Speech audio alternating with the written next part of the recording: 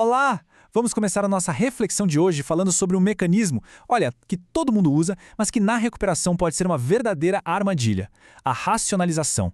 Sabe, é aquela vozinha que arranja desculpas pra gente, mesmo quando a gente sabe, lá no fundo, que tá se desviando do caminho certo. E essa citação do texto básico, ela resume perfeitamente essa luta, né? O programa nos dá as ferramentas para a gente ser mais honesto, mas, poxa, aqueles velhos hábitos de se enganar, eles continuam ali batendo na porta. É um conflito constante, sabe, entre a nova verdade que a gente está construindo e as desculpas que a gente sempre criou. E o ponto é exatamente este. Todo mundo racionaliza. É um jeito que a mente humana tem de criar narrativas para justificar o que a gente faz. A questão crucial é começar a perceber quando essas histórias estão nos ajudando e quando elas estão, na verdade, nos afundando. Vamos então mergulhar um pouco mais fundo e entender como esse hábito tão comum se transforma numa armadilha, especialmente para quem está na recuperação. Então, o que é racionalizar, afinal? Bom, é bem mais do que só dar um motivo para alguma coisa. É construir uma desculpa que soa bem, que é conveniente, mesmo sabendo que não é a verdade toda. É aquela justificativa perfeita para a gente continuar fazendo algo que, no fundo, a gente sabe que está errado. E na recuperação, esse hábito deixa de ser só uma coisinha inofensiva. Ele se torna perigoso e pode, de verdade, causar muita dor.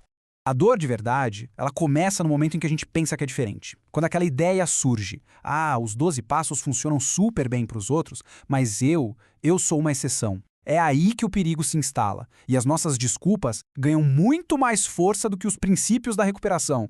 Isso nos leva a algumas perguntas bem importantes, perguntas que a gente precisa se fazer. Será que, lá no fundo, existe a crença de que certas regras são para os outros, mas não para nós? Será que, de alguma forma, a gente acredita que sabe mais do que todo mundo no grupo, mais até do que aquelas pessoas com décadas de experiência? E por fim, a pergunta que vai direto ao ponto. O que é que nos leva a pensar que somos tão especiais? O que nos faz acreditar que as regras da recuperação, que funcionam para tantos, não se aplicam a nós? A resposta para isso é fundamental. Mas, felizmente, o auto-engano tem um limite, sabe? Inevitavelmente chega uma hora em que a realidade bate na porta. Vamos falar um pouco sobre esse ponto de virada. Pois é, não dá para fugir para sempre. As desculpas, elas têm um prazo de validade.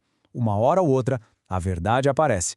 Mas isso não é o fim do mundo. Na verdade, é uma grande oportunidade de começar de novo, de alinhar as nossas ações com os princípios da recuperação. E aí, a escolha fica muito clara. De um lado, as nossas velhas racionalizações. Do outro, os princípios. É preciso escolher um caminho. Não dá para andar nos dois ao mesmo tempo. Olhando aqui, a escolha fica bem visual, né? De um lado, tem o labirinto das velhas formas, o auto-engano, as desculpas, a ideia de se achar especial. E do outro, o caminho da vida nova, os 12 passos, encarar a verdade de frente e a humildade de ter a ajuda de um padrinho ou madrinha. No final, é a escolha entre a solidão das nossas mentiras e um caminho compartilhado. Isso tudo pode parecer uma montanha para escalar, mas a beleza do programa está na simplicidade. Não se trata de travar uma batalha para a vida inteira num único dia, se trata de um compromisso diário. O segredo está bem aqui. A recuperação não exige perfeição. O que ela pede é honestidade um dia de cada vez. São as pequenas decisões honestas do dia a dia que juntas constroem uma vida nova, uma vida livre do peso das desculpas. Certo, mas como isso funciona na prática? É um processo simples de 3 passos.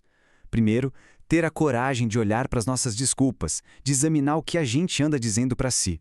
Segundo, partilhar isso com alguém de confiança, como o padrinho ou a madrinha, porque quando a gente fala, elas perdem a força. E terceiro, tomar a decisão ativa de se livrar delas. E a gente termina com esse compromisso poderoso, só por hoje. Não dá para trabalhar os passos e ao mesmo tempo continuar se enganando. É preciso agir, é preciso examinar as desculpas, revelá-las e finalmente se livrar delas. A liberdade, afinal, não é um objetivo lá longe, é uma escolha que se faz hoje.